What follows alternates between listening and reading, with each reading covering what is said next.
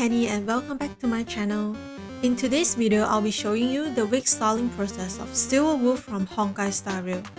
Just like last week's video, this is not a tutorial or a guide, it is merely a slowed down process of my shorts so you get to see a longer process of it. Here's how the wig looks like when it first came to me. I didn't film the process of building the ponytail for this one, but here you can see how the core was made. It is a detachable drill curl ponytail.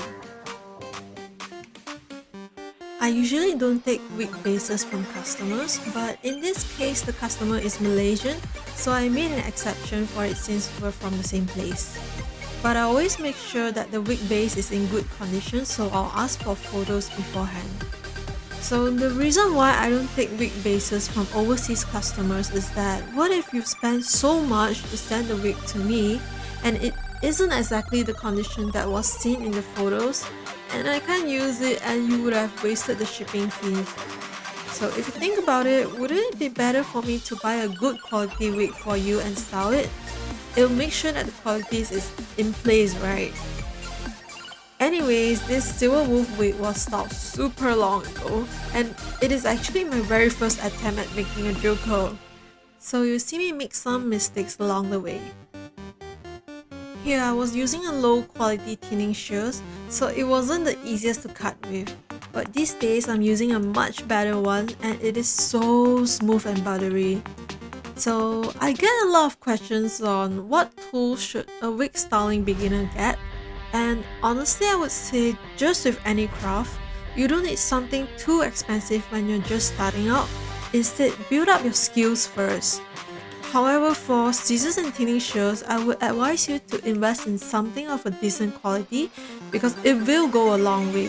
But as you do more wig styling, you will find that you will need more tools, and if you find that perhaps this isn't really your thing, maybe you might want to commission someone like me to style your wigs.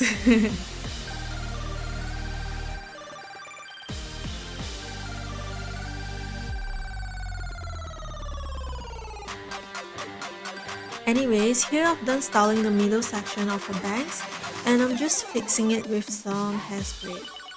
Oh, also, for this one I'm using a foam head mannequin instead of my usual one.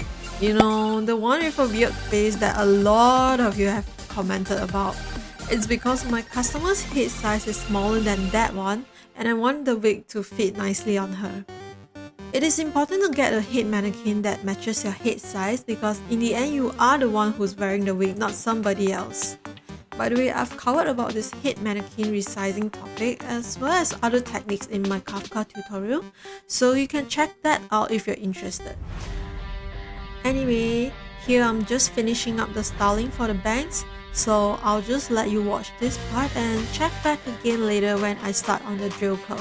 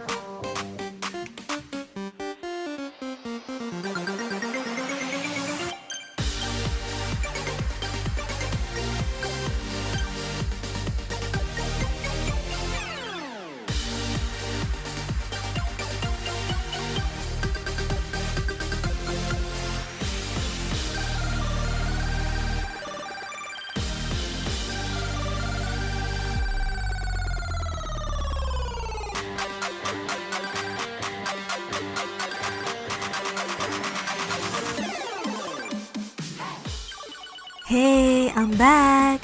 Did I catch you skipping the video again? I hope you did.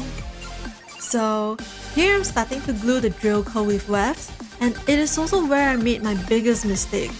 It was my first time making a drill core, so I hope by watching this you will feel better about your wig styling skills because we all start somewhere. Before I tell you, if you have attempted a drill core before, can you see what's wrong here? I'll let you think for a little bit. It's because I started gluing the weft from the outer core. So when gluing a drill core, it is much harder to work on the inner core than the outer core. You will see what I mean in a bit. Well, obviously I didn't know back then, so I was having fun thinking, this isn't as hard as it seems, but being overconfident sometimes isn't the best.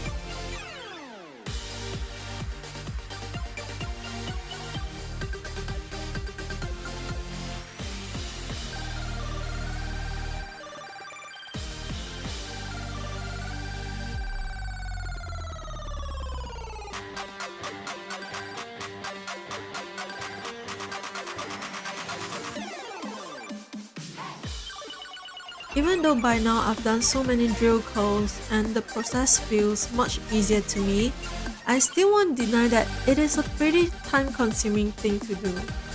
Oh, and you can see here that because this wig is provided to me and how it looked like in the beginning, there isn't a proper ombre transition of silver to blue. So here I'm taking some silver and blue hair, mixing them together to blend the middle shade. I saw this technique from some video online. It is from a wig maker where they blend multiple shades of hair to create a natural and dimensional wig. And they use a huge comb to do this, but I don't have that, so I'm using my tiny comb to make do. But it worked, so that's very nice. Looking back at my process, I think it is fun to see how the colors eventually blend together so well.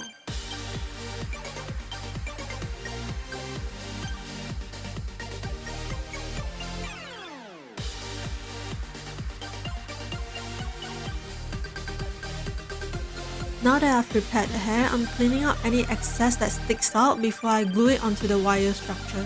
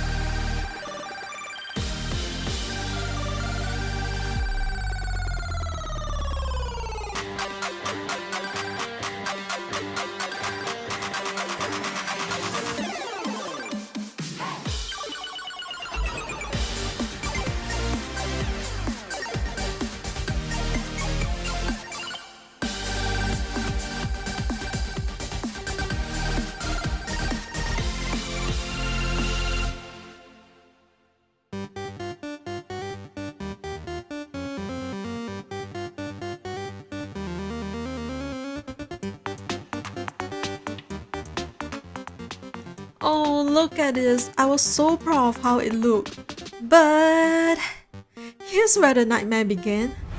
I started to glue the inner core and the hair really wasn't behaving. It wasn't in places where I want it to be, and it was so hard to apply the glue. My fingers couldn't get in between the structure easily, and I think this part itself took me a few hours to get it right.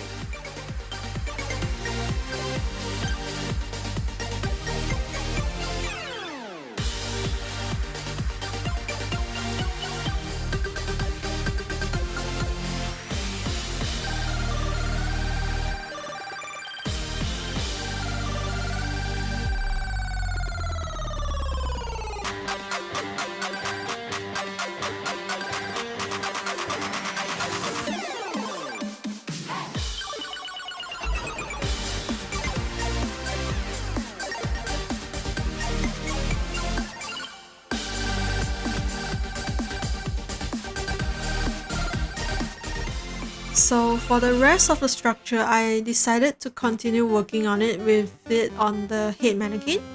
And this part onwards, it was a little easier since it was just wavy and the inner dimension is larger, so my hands are able to glue the inner core easily.